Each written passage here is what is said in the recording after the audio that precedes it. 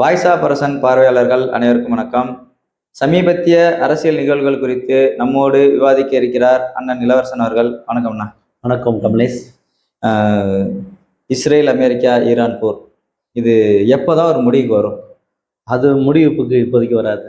என்னங்க, இப்போதான் ட்ரம்ப் 5 நாள்ல முடிச்சாருன்னு சொன்னாரு. போரை முடிக்கிறேன்னு சொன்னாரா இல்ல வேற எதையும் முடிக்கிறேன்னு சொன்னாரா? இல்ல 5 நாள்ல போரை நிறுத்தி வைக்கிறேன்னு தான் சொன்னாரு. ஆனா 5 நாள் நிறுத்தி வைக்கிறேன்னு சொன்ன அடுத்த நிமிஷமே இஸ்ரேல் வந்து ஈரான் மேல போரை ஆமா ஆமா.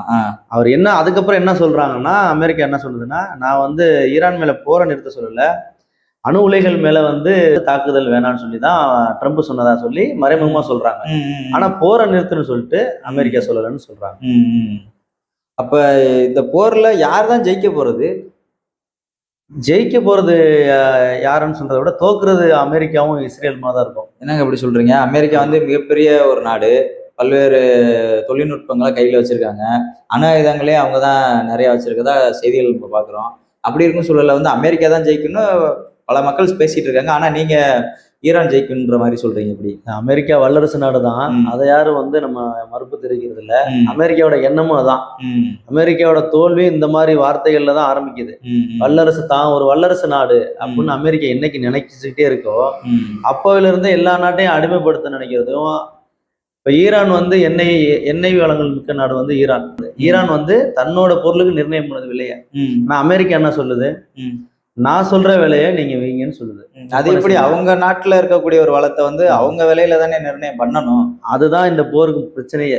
இது மட்டும் இந்த நாட்டுல மட்டும் இல்ல, எல்லா நாட்டிலும் இது மாதிரி நிறைய விஷயங்கள் அமெரிக்கா பண்ணிட்டு அந்த அதிபரை கைப்பற்றுறது, போரை தொடுக்கிறேன்னு சொல்லி பயமுறுத்துறது, சுத்தி ராணுவ தளங்களை அமைச்சுக்கிட்டு அந்த ஒவ்வொரு நாட்டையும் பயமுறுத்தா இன்னைக்கு உலகளாவிய இதுல வல்லரசா வந்து அமெரிக்கா தன்னை காட்டிக்கிட்டு இருக்கு. அப்படிதான் அந்த போரும் ஆரம்பிச்சிருக்கு.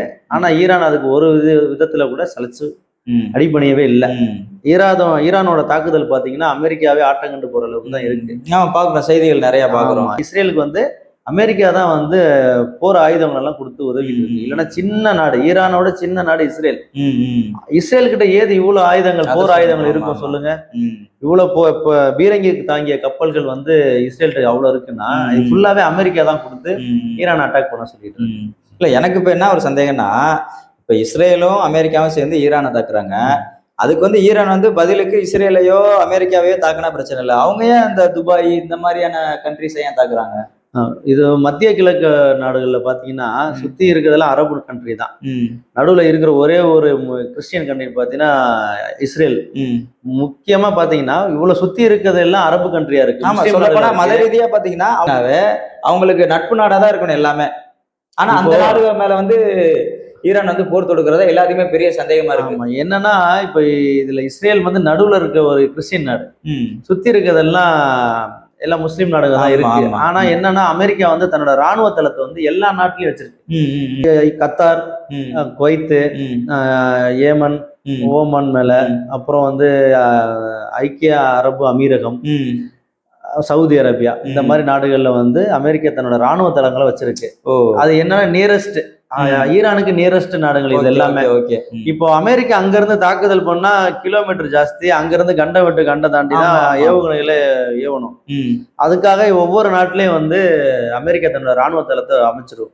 அது எதுக்குன்னா கூட்டு பயிற்சி, ராணுவ பயிற்சி இருக்கிறதுக்காக சொல்லி அமெரிக்கா வந்து தன்னோட ராணுவ தளத்தை எப்போதுமே எல்லா நாட்டிலையும் அமைச்சிருக்கு. அது மாதிரிதான் இந்த மாதிரி மத்திய வளைகுடா நாடுகள்லயும் வச்சிருக்கு. அது மூலமா தான் இப்ப ஈரானை வந்து ஈஸியா அட்டாக் பண்றாங்க. ஏன் திருப்பி ஈரான் வந்து இஸ்ரேல் அட்டாக் பண்றதை விட கத்தார் மாதிரி, குவைத் மாதிரி நாடுகள் அட்டாக் பண்ணா அமெரிக்கா வந்து தன்னோட ராணுவ தளத்தை அங்க வச்சுக்கிட்டு ஈஸியா ஈரான் அட்டாக் பண்ற ஒரே காரணத்துக்கு தான் ஈரான் வந்து பதில் தாக்குதல் வந்து தன்னோட கல்ஃப் கண்ட்ரிஸ் மேலேயே அட்டாக் பண்றாங்க. சரி, இதனால பாத்தீங்கன்னா இந்தியாவில் வந்து எரிபொருள் தட்டுப்பாடு பெருமளவில் ஏற்பட போகுதுன்ற மாதிரி மோடி இப்ப சமீபத்துல பேசியிருக்காரு. அடுத்த கோவிட் காலத்தை போல ஒரு நெருக்கடியான காலத்தை வந்து நம்ம ரொம்ப நெடுங்காலத்துக்கு சந்திக்க போறன்ற மாதிரி பேசியிருக்காரு. இந்த பேச்சை வந்து ஒரு எச்சரிக்கையா நம்ம எப்படி எடுத்துக்கலாம்? இல்ல, ஒரு எச்சரிக்கைலாம் விடல. அவருக்கு தெரியும் போர் வந்து பிப்ரவரி 28 தொடங்குச்சு. அதுக்கு முதல் நாள் தான் இஸ்ரேலுக்கு அதிபர் நம்ம பிரதமர் போயிட்டு வர்றாரு. அப்ப இவர்கிட்ட பேசாம இருந்திருப்பாங்களா? எண்ணெய் எங்க வாங்கிட்டு இருக்கோம், நம்ம ஈரான்ட்ட வாங்குறோம், ரஷ்யாட்ட வாங்குறோம். ஏற்கனவே அமெரிக்க அதிபர் என்ன சொல்றாரு, நீங்க எங்கள்கிட்ட வாங்கு, நீ வந்து ரஷ்யாட்ட வாங்காதுன்றாரு. இந்தியாவோட வெளியுறவுத்துறை இப்ப யாருன்னு பாத்தீங்கன்னா ட்ரம்ப் தான். நம்ம நாட்டுல இருக்க ஜெய்சங்கர் அவர் இல்ல, ட்ரம்ப் தான் நமக்கு வெளியுறவுத்துறை அமைச்சரா இருக்கிறாரு. இப்ப நீங்க சொல்லும் போது எனக்கு இன்னொரு கேள்வி கூட எழுது. இப்ப இந்த போர் சூழல்ல கூட இந்தியா வந்து ரஷ்யாட்ட எண்ணெய் வாங்க 1 மாதமா 2 மாதமா அனுமதி கொடுக்குறேன்ற மாதிரி ட்ரம்ப் சொல்றாரு. 30 நாள் வந்து நீங்க ரஷ்யாட்ட வந்து பெட்ரோல் வாங்கிக்கோங்க, எண்ணெய் வாங்கி சொல்றாங்க. ஏங்க நமக்கு தேவையானதை நம்ம எங்க வாங்கணுமோ அங்கதான் வாங்கணும். இவங்க எப்படிங்க நமக்காக ஒரு இடத்த பிக்ஸ் பண்ணி நீங்க அங்க போய் வாங்கி, அதான் கேக்குறேன். இப்ப நம்ம பிரதமர்தான் வந்து பிரதமர் வந்து ஒன்றிய பிரதமர் பாத்தீங்கன்னா மௌனம் கேக்குறாரு. எதிர்கட்சி காங்கிரஸ் தலைவர் கேக்குறாங்க, நம்ம என்ன வாங்கணும், நம்ம எந்த நாட்டுல வாங்கணும்னு அமெரிக்கா ஏன் முடிவு பண்ணணும், அப்ப வந்து நாட்டை அடகு வச்சுட்டீங்களா அப்படின்றதுதான் அது ராகுல் காந்தியை விட சாமானிய ஒருத்தனை எனக்கு இருக்கக்கூடிய கேள்வி. என்னுடைய பிரதமர் வந்து என் நாட்டுல வந்து என்ன பண்ணணும்னு முடிவு பண்றது சரியா இருக்குமா? இன்னொரு நாட்டினுடைய அதிபர் வந்து என் நாட்டுல இங்கதான் நீ என்ன வாங்கணும், இங்கதான் நீ உற்பத்தி பண்ணணும், இங்கதான் நீ எது வேணா செய்யணும்னு இன்னொரு நாட்டு அதிபர் வந்து முடிவெடுக்கிறது எப்படி ஏத்துக்க முடியும்? நமக்கு இந்தியாவுக்கு நியரஸ்ட் பாத்தீங்கன்னா ரஷ்யா தான். அமெரிக்காட்ட இருந்து பெட்ரோல் வாங்கணும், ஆயில் வாங்கணும்னா அது கிலோமீட்டர் வகையில் 5000 கிலோமீட்டர் தாண்டி தான் போயிட்டு நம்ம வந்து ஆயில் வாங்குற மாதிரி. அப்போ எரிபொருள் நம்ம பயணம் நேரமும் நாட்களும் வீணாகுது. ஆமா, அதுல வந்து இந்தியாவுக்கு செலவு அதிகம். கண்டிப்பா. இதே ரஷ்யாட்ட வாங்கினா 2000 கிலோமீட்டருக்குள்ளதான் இருக்கு. ஸோ அதை வாங்குறப்ப நமக்கு நேரம் அமௌண்ட் குறையுது. சரி அமௌண்ட் வந்து குறையறதுனால நம்ம அங்க வாங்குறது நமக்கு ஈஸியா இருந்துச்சு. இதை விட பக்கத்து எதுனா ஈரான். இப்ப அதனாலதான் ஈரான் மேல வந்து அமெரிக்கா ஈஸியா ஈரான் கைப்பற்ற பார்த்து ஈரானை வந்து அமெரிக்கா கைப்பற்றுறதுக்கு நினைக்குது. கைப்பற்றிட்டா அதோட கட்டுக்கப்புல வச்சுட்டாங்கன்னா இவங்க ஒரு நிர்ணயம் பண்ணுவாங்க அந்த விலையை. அதை நம்ம வந்து வாங்குற மாதிரி தான் கல்ஃப் கண்ட்ரிஸ்ல இருந்து மற்ற எல்லா நாடுகளும் ஆசிய நாடுகள்லாம் வாங்குற மாதிரி அமெரிக்கா முடிவு பண்ணி இப்ப ஈரான் மேல தொடர்ந்து போர் தொடுத்துக்கிட்டே இருக்காங்க. இப்ப எனக்கு இன்னொரு சந்தேகம் என்னன்னா, இப்ப இந்த போரை காரணமா வச்சு பல்வேறு நாடுகள்ல வந்து பெட்ரோல் விலையை கணிசமா ஏத்திட்டாங்க. ஆனா இந்தியாவுல இது வரைக்கும் பெட்ரோல் விலை ஏத்தல. இந்த பியூர் பெட்ரோல்னு சொல்லுவாங்கல்ல, அதாவது பிரீமியம் பெட்ரோல்னு சொல்லுவாங்கல்ல, அந்த பெட்ரோல் மட்டும் தான் 2 ரூபா உயர்ந்திருக்கும் போல இருக்கு. ஆனா மத்தபடி வாகன ஓட்டிகள் பெரும்பாலும் பயன்படுத்துற பெட்ரோல் வந்து இன்னமும் ஏறல. இதுக்கு என்ன காரணமா இருக்குன்னு நினைக்கிறீங்க? இல்ல நீங்க இது போர் தொடர்ந்து அமெரிக்காவில 24% விலை ஏத்திட்டாங்க. உலக நாடுகள் முழுக்க எல்லாமே உலக நாடுகள் முழுக்க ஏத்தினாங்க. இந்த போரை தொடர்ந்து அமெரிக்காவுக்கு 24% பெட்ரோல் விலை ஏத்திருக்காங்க. ஆனா இந்தியா ஏத்தலன்னா வரப்போற தேர்தல் 5 மாநிலங்கள் தேர்தல் வந்து இந்தியாவில் வரப்போகுது. இப்போ ஏப்ரல் 23 தமிழ்நாட்டில் எலெக்ஷன் ஆரம்பிக்கிறாங்க. மேற்கு வங்காளம், அஸ்ஸாம், கேரளா, யூனியன் பிரதேசம், புதுச்சேரியிலையும் சேர்ந்து மொத்தம் 5 மாநிலங்கள்ல வந்து இப்போ நமக்கு வந்து எலெக்ஷன் வரப்போகுது. அந்த இதுக்காக இப்போ எலெக்ஷனுக்கு ஆரம்பிக்கிற நேரத்தில் நீங்க பெட்ரோல் ஏத்திட்டீங்கன்னா மக்கள் எப்படி ஓட்டு போடுவாங்க? கண்டிப்பா ஓட்டு போடுவாங்க. அதிமுக கூட்டணிக்கு ஓட்டு போடுவாங்களா? கண்டிப்பா போடுவாங்க. என்டிஏ கூட்டணியில இருக்க பாஜகவும் இருக்கு, அதிமுகவும் இருக்கு, பாமக இருக்கு, அமமுக இருக்கு. இதுங்கெல்லாம் தோத்து போயிடும் கண்டிப்பா. ஏன்னா அதனாலதான் இதை வந்து ஒன்றிய அரசு வந்து என்ன பண்றாங்க, பெட்ரோல் விலை ஏத்தாம சைலண்டா வச்சிருக்காங்க. ஆனா ஆஃப்டர் எலெக்ஷன் முடிஞ்ச உடனே ரிசல்ட் கூட நீங்க எதிர்பார்க்க வேணாம். எலெக்ஷன் முடிஞ்ச அடுத்த நாள் பெட்ரோல் விலை கணிசமான உயரும். எனக்கு தெரிஞ்சு பெட்ரோல் வந்து ஒரு 130 இருந்து 150 ரூபா வரைக்கும் பெட்ரோல் விலை கணிசமா உயரும். அதை கொஞ்சம் கொஞ்சமா உயர்த்துவாங்க. ஏங்க இப்ப நீங்க சொல்றத பார்த்தா சாமானியர்களா வண்டியை ஓட்ட முடியாது போல இருக்கீங்க. அதைத்தானே பிரதமர் சொல்லியிருக்காரு. நம்ம 2020 சந்திச்ச ஒரு கொரோனா காலம் மாதிரி இன்னொரு கஷ்டமான ஒரு காலத்தை வந்து நம்ம வந்து எதிர்கொள்ளணும், அப்படி ஒற்றுமையோட இருக்கணும், மக்கள் வந்து தயாரா இருக்கணும்னு சொல்றாரு. எங்க பாராளுமன்றத்துல சொல்றாரு. தயாரானா எப்படி தயாரா? அதான் நானும் கேட்கிறேன். பைக்குக்கு பதிலாக சைக்கிள் கொடுப்பாங்கன்னு நினைக்கிறேன். ஏற்கனவே விஜய் வந்து நான் பைக் தரேன், வீட்டுல ஒரு பைக் கொடுக்குன்னு சொல்றாரு. அப்படி பாத்தீங்கன்னா இப்ப சைக்கிள் தந்துருவாங்க போல இருக்கு. இப்ப ஃப்ரிட்ஜ் தரேன்னு எடப்பாடி சொல்லிட்டு இருக்காரு. ஃப்ரிட்ஜுக்கெல்லாம் வேணாம், நீங்க சைக்கிள் கொடுத்துருங்கன்னு சொல்ற காலத்தை உருவாக்கிறாங்க. ஒன்றிய அரசு ஏற்கனவே விறகடப்பை யூஸ் பண்ண கத்துக்குங்கன்னாங்க. மத்திய நிதி அமைச்சர் என்ன சொல்றாங்க, வெங்காயம் விலை ஏறிச்சு சொன்னப்போ நாங்க வெங்காயம் சாப்பிடறது இல்லைன்னா ஆணவத்து முறையில ஆரியத்து முறையில பேசுறாங்க. பெட்ரோல் யூஸ் பண்ணா சைக்கிள் யூஸ் பண்ணுங்க அப்படின்ற மாதிரி சொல்றதுக்கு வருவாங்க. அப்படிதான் நம்ம தயாரா இருந்துக்கணும். அப்படிதான் தயாரா இருந்துக்கணும். சரி, இப்ப பெட்ரோல் விலை ஏற போகுதுன்னு சொல்றீங்க, கிட்டத்தட்ட 30 ரூபா வரைக்கும் ஏற போகுதுன்னு சொல்றீங்க. அப்படி பாத்தீங்கன்னா இந்த வீட்டு சமையல் எரிவாயு, வணிக பயன்பாட்டுக்கு பயன்படுற எரிவாயோட விலையெல்லாம் இன்னும் தாறுமாறா ஏறும் போல இருக்கே. ஏற்கனவே சிலிண்டர் கிடைக்கல. ஏற்கனவே சிலிண்டர் நீங்க சொன்ன மாதிரி சிலிண்டர் வந்து எந்த ஒரு தட்டுப்பாடு இல்லாம இருக்கு. நாங்க வந்து ஒவ்வொரு நாட்டுல இருந்தும் இறக்குமதி பண்ணிட்டு இருக்கோம். சீனாவில இருந்து இறக்குமதி பண்றோம். ஆயில வந்து ரஷ்யாவில இருந்து வாங்கிட்டு இருக்கோம்னு சொல்றாங்க. ஏற்கனவே கையிருப்பு இருக்குன்றாங்க ஆயில்லாம். சோ அதெல்லாம் இருந்தாலுமே மத்திய அரசு சொல்ற தகவல் படிதான் சொல்றாங்க. அப்படி இருக்கிறப்ப ஏன் பிரதமர் வந்து எல்லாரும் தயாரா இருக்குன்னு சொல்லணும்? அதுதான் அந்த வார்த்தை நமக்கு சந்தேகத்தை உண்டாக்குதுங்களா இல்லைங்களா? அதாவது அவர் ஒண்ணுமே இல்லாம பேசினாலே இங்க எல்லாம் தயாரா இருக்கணும். அவரே தயாரா இருங்கன்னு சொன்னா கோவிட்னா பாருங்க, இன்னும் 1 வருஷ காலத்துக்கு அப்ப நம்ம எதை தயாராக நீண்ட காலம்னு சொல்றாரு. அது அந்த வார்த்தை பிரயோகத்தை பாத்தீங்கன்னாலே உள்ளபடியே சாமானியர்கள் வந்து என்ன ஆக போறாங்கன்னு நமக்கு பயமா இருக்கு. உள்ளபடியே சிலிண்டர் விலை கண்டிப்பா விலை உயருங்க. ஏன்னா பிப்ரவரி 28ல சண்டை ஆரம்பிக்கிறாங்க. ஈரான் மேல இஸ்ரேலும் அமெரிக்கா போர் தொடுக்கிறாங்க. அடுத்த 3 நாள்ல வந்து எண்ணெய் நிறுவனங்க வந்து 50 ரூபா வந்து வீட்டு உபயோக சிலிண்டருக்கு வந்து ஏத்துறாங்க. வணிக சிலிண்டர்ல 350 ரூபா ஏத்துனாங்க. ஆனா அதுக்கப்புறம் கள்ள சந்தையில இன்னைக்கு நிலைமைக்கு 5500 ரூபா வரைக்கும் கள்ள சந்தையில வந்து வணிக பயன்பாட்டுக்கான சிலிண்டர் விலை உயர்ந்துருச்சு. அதுவுமே தட்டுப்பாடா இருக்கு. நிறைய பெரிய நகரங்கள்ல பாத்தீங்கன்னா, நம்ம கோயம்புத்தூர், திருப்பூர் மாதிரி பெரிய நகரங்கள்ல பாத்தீங்கன்னா தட்டுப்பாடுகள், சிலிண்டர் விலை தட்டுப்பாடு ஏறினதுனால அங்க இருந்த வேலையாட்கள்லாம் வந்து அவங்கவுங்க ஊருக்கு கிளம்பிட்டாங்க. இண்டஸ்ட்ரி எல்லாம் க்ளோஸ் பண்ணாங்க. சாப்பாட்டுக்கு வழி இல்லைல்ல. இல்லங்க, கடைகள்ல கூட சாப்பாடு கிடைக்காது. கடையில ஃபாஸ்ட் ஃபுட் கடை, நம்ம சிலிண்டர் வச்சுக்காம எந்த கடையுமே நிக்கல. இல்ல யாருமே கிடையாது. விறகடுப்பு எத்தனை பேர்? யாருமே கிடையாது. கிராமங்கள்ல தான் விறகடுப்பு வச்சு சின்ன கடைகள் இருக்கு. பெரிய கடைகள் எல்லாமே வந்து சிலிண்டர் தான் யூஸ் பண்றாங்க. கோயம்புத்தூர், திருப்பூர் மாதிரி நகரங்கள்ல சிலிண்டர் கிடைக்கிறதுல தட்டுப்பாடாயிருச்சு. வெளி மாநிலத்தவர்கள் எல்லாம் பாத்தீங்கன்னா, தொழிலாளர்கள் எல்லாம் எல்லாமே கிளம்பிட்டாங்க. இது கடந்த 2 வாரங்களுக்கு முன்னாடியே வந்து தன்னோட ஊரை பார்த்து கிளம்பிட்டாங்க. வளர்ந்த ஒரு மாநிலத்திலே இந்த ஒரு நிலைமைனா, வட மாநிலங்கள்ல நிலைமை யோசிச்சு பாருங்க. சிலிண்டர் கிடைக்குமான்னு பாருங்க. இல்ல நீங்க இப்படி சொல்றீங்க, ஆனா மத்திய அரசு தரப்புல இருந்து என்ன சொல்றாங்கன்னா, இல்ல சிலிண்டர் தட்டுப்பாடு இல்ல. யார் சொன்னது? இது வந்து அந்தந்த மாநிலத்தில் இருக்கக்கூடிய அரசுகள் வந்து மத்திய அரசுக்கு எதிராக வந்து ஒரு பொய் பிரச்சாரத்தை மேற்கொண்டு இருக்காங்கன்னு சொல்றாங்களே, இது உண்மையா? சிலிண்டர் தட்டுப்பாடு இருக்கவும் தானங்க விலைவாசி உயர்வு இருக்கு. கணிசமா எல்லா விலையும் உயர்ந்துச்சு. இன்னைக்கு ஒரு டீ விலை 10 ரூபா 12 ரூபா இருந்தது, இப்ப 15 ரூபா ஆயிடுச்சு. நீங்க கடைகள்ல போய் பாத்தீங்கன்னாவே தெரியும்.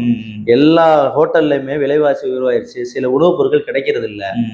எதை முன்கூட்டியே சமைச்சு வச்சு விற்க முடியுமோ அந்த மாதிரி பொருட்கள் தான் இப்ப வந்து எல்லா ஹோட்டல்லையும் கிடைக்குது. ஃபாஸ்ட் ஃபுட், துரித உணவுகள் வந்து சுத்தமா கிடைக்கிறது இல்ல. அதுக்கான சமையல் கலைஞர்களும் இங்க இல்ல. எல்லாமே வட மாநிலத்தவர் தான் இருந்திருக்காங்க. அவங்களுக்கே அந்த வேலை இல்லைன்னாலும் அவங்க ஊரை பார்த்து கிளம்பி போயிட்டாங்க. இன்னொரு விஷயம் என்னன்னு பாத்தீங்கன்னா, சிலிண்டர் வந்து 14.2 கிலோ தான் வந்து ஒரு சிலிண்டர் விலை.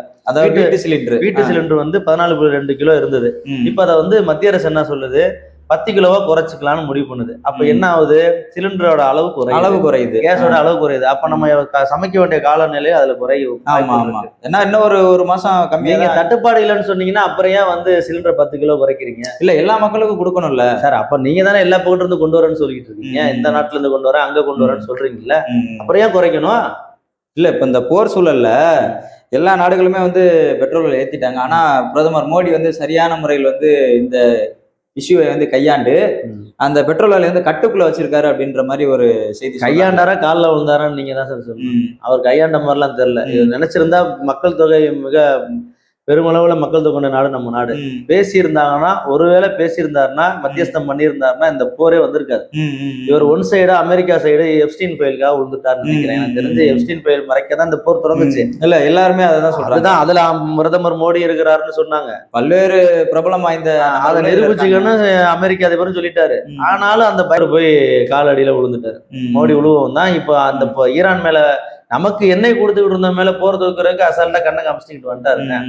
எனக்கு அப்படிதான் தோணுது. இந்த நீங்க தான் இப்ப எதிர்கட்சிகள் தான் இந்த மாதிரி பொருளையை கிளப்பி விடுறீங்க. பெட்ரோல் விலை ஏறாதுன்னு சொல்றாங்க அவங்க. நீங்க வேணா பாருங்க, எலெக்ஷனுக்கு அப்புறம் பெட்ரோல் விலை ஏறும். எலெக்ஷனுக்காக தான் 5 இதுல முக்கியமானதுல தமிழ்நாடு, மேற்கு வங்காளம் தான். கேரளா 3 மாநிலத்தை மத்திய அரசால கட்டுக்கோப்புக்குள்ள கொண்டு வரவே முடியல. அவங்க கண்ட்ரோல்ல எடுத்துக்கவே முடியல. 3 மாநிலத்தை கையில பிடிச்சிட்டாங்கன்னா, இல்ல எலெக்ஷன் முடிஞ்சோன்னா ஜெயிப்பாங்கன்னு அவங்க நினைச்சிட்டாங்கன்னா கண்டிப்பா பெட்ரோல் விலை ஏறும். இதை உறுதியா சொல்ல முடியும்னால. கூடுதலா இன்னொரு தகவல் உங்களுக்கு நான் சொல்லிடுறேன். 2014 காங்கிரஸ் ஆட்சி முடியுது. ஒரு பேரல் கச்சா எண்ணெய் ஒரு பேரலோட விலை பாத்தீங்கன்னா $40 இருந்தது. அன்னைக்கு நமக்கு 450 ரூபா 500 ரூபா ரேட்டுக்குள்ளதான் நமக்கு வந்து காங்கிரஸ் கொடுத்துக்கிட்டு இருந்தாங்க. இவங்க ஆட்சிக்கு வந்த உடனே 40 ரூபா பேரல் இருந்தப்பயே நமக்கு வந்து கேஸோட சிலிண்டர் விலை 500 ரூபா 600 ரூபா 700 ரூபா கொஞ்சம் கொஞ்சமா ஏத்திட்டு இருந்தாங்க. 950 ரூபா வரைக்கும் வந்துருச்சு. இன்னைக்கு ரேட்டு 950 ரூபா வந்து இன்னைக்கு நிக்குதுன்னா, இன்னைக்கு இந்த போரால $112 வந்து ஒரு கச்சா பேரலோட விலை இன்னைக்கு ஏறி இருக்கு. இந்த போர் வந்ததுக்கு அப்புறம் இதுக்கப்புறம் நீங்க எப்படி கேஸ் சிலிண்டர் விலை குறைன்னு சொல்றீங்க? பெட்ரோல் விலையும் ஏறும், கேஸ் விலையும் ஏறும். அதெல்லாம் பிரதமர் மோடி வந்து சரி பண்ணிடுவாரு. சரி பண்ணுவாரு, பாத்துக்கிட்டே சரி பண்ணுவாரு. இறுதியா ஒரே ஒரு கேள்வி தொடர். அப்ப இந்த கச்சா எண்ணெய கைப்பற்றுறதுதான் இந்த போரே உண்டாச்சுன்னு சொல்றீங்களா? இந்த போர் கச்சா எண்ணெய கைப்பற்றுறது தான் உண்டாச்சு. யார் அதிகமா வச்சிருக்க அந்த ஆயில் வந்து பேரல கச்சா எண்ணெய் யாரு வச்சிருக்கிறது குருடாயில், அதுக்கு பேர் குருடாயில்னு சொல்லுவாங்க. அந்த குருடாயில இப்ப இல்லைங்க, 2ஆம் உலக போர்ல ஹிட்லர் வந்து ரஷ்யாட்ட இருந்து கைப்பற்றலான்னு ரஷ்யாவை நோக்கி பயணம் செய்யறாரு. படையோட பயணம் செய்யறாரு. போருக்கு போறாரு. அது 2ஆம் உலக போர். அப்ப பாத்தீங்கன்னா கச்சா எண்ணெய் கைப்பற்றுறது அந்த போரே, அதுக்குன்னு ஒரு போரே இருந்தது. நான் கச்சா எண்ணெய் கைப்பற்றி, இப்ப ட்ரம்ப் வம்படியா போறாரு, தலகணத்தோட போறாரு. அதே மாதிரி ஹிட்லரும் போனாரு. தன்னோட படைகளை நாச்சி படைகளை வந்து அனுப்புனார் ரஷ்யாவுக்கு. படைகள் உள்ள வரணும்னு வெயிட் பண்ணாங்க. அந்த டைம்ல பாத்தீங்கன்னா சீதோஷ்ண நிலை பாத்தீங்கன்னா ரொம்ப குளிர்காலம். குளிரை வந்து யாராலையும் மனிதனால தாங்கவே முடியாத அளவுக்கு உறைபனி காலத்துல ஜெர்மன் படைகள் வந்து ரஷ்யாக்குள்ள உள்ள போயிடுச்சு. அதுல உறைஞ்சு போய் போனவங்க அப்படியே அந்தந்த சிலையாவே நின்றுட்டாங்க. ஜெர்மன் படைகள் அந்த இதுல தோத்துருச்சு. கச்சா எண்ணெய் கைப்பற்றுறதுக்குன்னு ஒரு போரே நடந்திருக்கு. அதுல ஜெர்மன் படைகள் உலகத்தையே ஆட்டி படைச்ச வல்லரசான ஒரு அதிபர் அன்னைக்கு ஹிட்லர் அவரோட படைகளே ரஷ்யாவில நோக்கி போறப்போ ஒரு தோல்வியே, கச்சா எண்ணெய்க்காக தோல்வி ஆயிடுச்சு. அதே மாதிரியே ட்ரம்ப்பும் தோல்வி வருவார் அப்படின்றது என்னோட கருத்து. சரி தோழர், நன்றி தோழர். நன்றி கமலேஷ்.